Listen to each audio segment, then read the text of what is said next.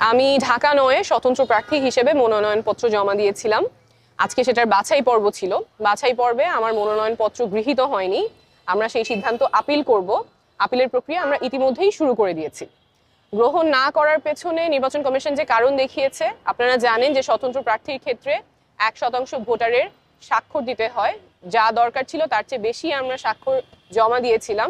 সেখান থেকে তারা ১০ জনের তথ্য ভেরিফাই করতে গিয়েছেন, ১০ জনেরই সত্যতা তারা খুঁজে পেয়েছেন, কিন্তু এই ১০ জনের মধ্যে ২ জনের ক্ষেত্রে তারা দেখেছেন তারা ঢাকা ৯-এর ভোটার না, এবং এই ২ জনেরই জানার কোনো উপায় ছিল না তারা ঢাকা ৯-এর ভোটার না। তারা জানতেন যে তারা ঢাকা ৯-এর ভোটার। একজনের পকেটে যে এনআইডি কার্ড ছিল, সেই এনআইডি কার্ডের ঠিকানা অনুযায়ী উনি ঢাকা ৯-এর ভোটার। আরেকজনের বাসা খিলগাঁয়ে। খিলগাঁয়ে যেহেতু ঢাকা ৯ এবং ১১ দুইটাই আসন আছে, উনি জানতেন উনি ঢাকা ৯-এর ভোটার, সেই বিশ্বাসে উনি স্বাক্ষর করেছেন, কিন্তু নির্বাচন কমিশনের তথ্য অনুযায়ী উনি ঢাকা ১১-র ভোটার। এই দুইটা ব্যতিক্রম বাদে বাকি সবকিছু আমাদের তথ্য সঠিক ছিল। আমরা আপিল করব এবং আমরা যেই লড়াইয়ে